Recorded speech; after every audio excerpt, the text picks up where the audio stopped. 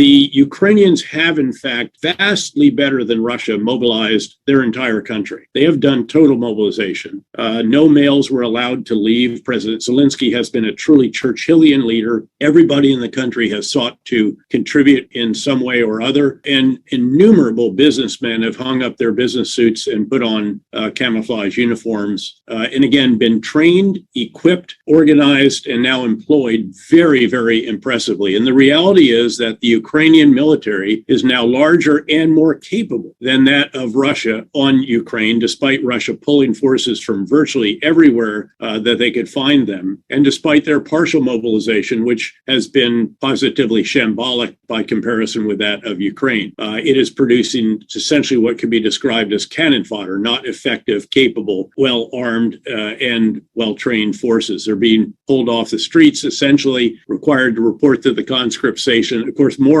Russian men left the country than actually reported as draftees, having had their training many, many years ago in most cases. And they're very quickly sent to the front lines where they just cannot be all that effective. Now, cannon fodder is a problem, especially in urban areas for an enemy, but it is not an insurmountable one. And the Ukrainians, thanks in particular to the extraordinary amount of support from the United States, $18.5 billion worth of arms, ammunition, and other materiel, plus over $13 billion in economic assistance, together with that provided by NATO and other Western countries. They're literally supported by the arsenals of democracy around the world, and they have put this to extraordinarily good use. Several of these items we've provided are true game changers. The guided missile launch rocket system munition, which is a subset of the rockets we've provided for the multiple launch rocket system, these land on a dinner table at 70 kilometers. They're over $100,000 a piece. The same is true of the Excalibur rounds, which is a subset, very small subset of the more than 850,000 heavy artillery rounds that we have provided, 155 millimeter artillery, which also is very, very accurate, also probably around $100,000 a copy, about a third the range of the, or a little bit more of the rockets that I described. These have taken out Russian headquarters, their ammo supply points, their fuel depots, and their major barracks, if there's large concentrations of forces, up to a distance of 70 kilometers, forced the Russians to pull them back that distance, and therefore rendered what was already quite poor logistical support of those on the front lines on the Russian side even worse than it already was. They clearly will clear the area that is west of the Dnipro River, that area down here in the south, in what's called Kherson Oblast. I think they'll make continued gains over in the east, where they liberated all of Kharkiv Oblast, and now they're starting to eat into Luhansk Oblast. And I think they'll start to penetrate more centrally in the south as well over time. The winter will be much tougher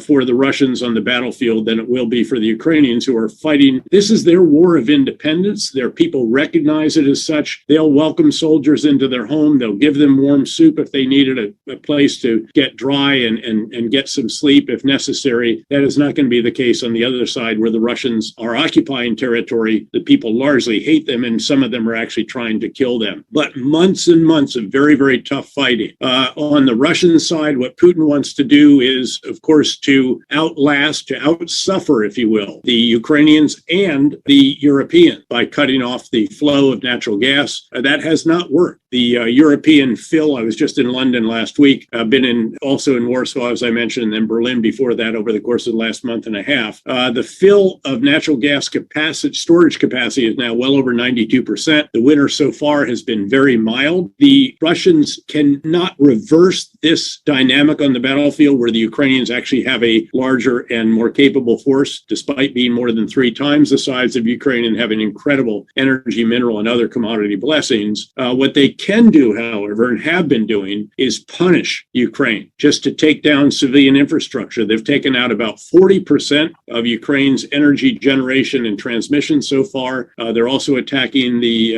water system throughout Ukraine as well. These are not military targets, obviously. This falls into the category of war crimes by most definitions, certainly the Geneva Convention. But it's all they can do, given that they can no longer carry out any kind of sustained offensive aggressive on the battlefield and have been losing again over the course of the past month and a half or 2 months. So the prospects are grim for them. But again, unless they begin to crumble or collapse, which is not impossible, but very, very hard to predict, we will see months of very tough fighting, very tough casualties, noting that the Russians have undoubtedly lost at least 4 times the soldiers in 8 months of combat in Ukraine that they lost in 9 years of combat in a tough war in Afghanistan. But Putin is going to continue. Zelensky cannot negotiate right now. And in fact, the Ukrainians are actually more resolved than ever as a result of these punishing cruise missile and Iranian drone strikes. I think that Ukraine will have taken back that portion of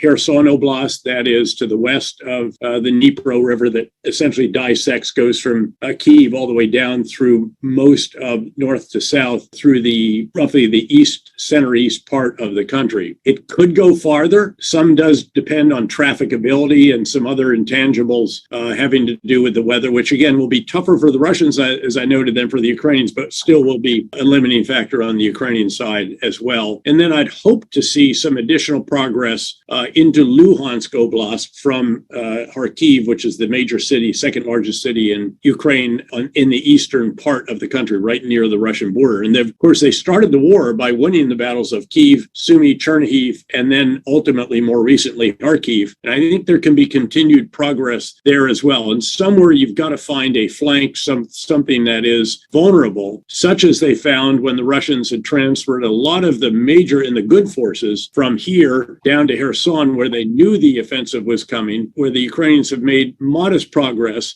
but not yet, again, fully liberated. Eventually, Bob, I think that there will be some grand negotiation eventually, but not coming soon to a theater near you, in which Russia recognizes, or perhaps Putin's successor recognizes the need, the imperative to get out from underneath the financial, economic, and personal sanctions and export controls on Russia, stop the terrible bleeding and casualties in Ukraine, maybe negotiate what they might retain, something, again, Zelensky can't allow at all right now. And on our side, we say, look, and there's going to be a Marshall Plan and there's a durable security guarantee, which I think has to be part of the ultimate formula, whether you can actually guarantee NATO membership or not, given the possibility that Hungary or Turkey might object to that. And it takes all NATO members. And by the way, those two have not yet voted yes on Sweden and Finland, although I think that they will in those cases. All other countries have. So I think over time, you can see some kind of negotiation in support of Ukraine. Nothing about Ukraine without Ukraine is the adage of the administration, which I think has done a very impressive job on support of Ukraine and galvanizing the rest of the world around this and around sanctions, and continuing to pick away at various elements and various supply chains of the major industries of Russia, starting with, of course, the defense industry, which has been crippled by the export controls on microchips and actually led, reportedly, Russia to buy washing machines so they could take the microchips out of them and use them in their arms development, which strikes me as a very, very inefficient way to run a military-industrial complex. So I think that's how this will shape out, at least at this vantage. Noting again that I reserve the right to revisit this if you see Russian forces start to crumble, maybe even collapse locally, which is something that cannot be ruled out given the state of morale on the Russian side, certainly very much relative to that on the Ukrainian side, which again is fighting for its very survival, and as I said, its war of independence.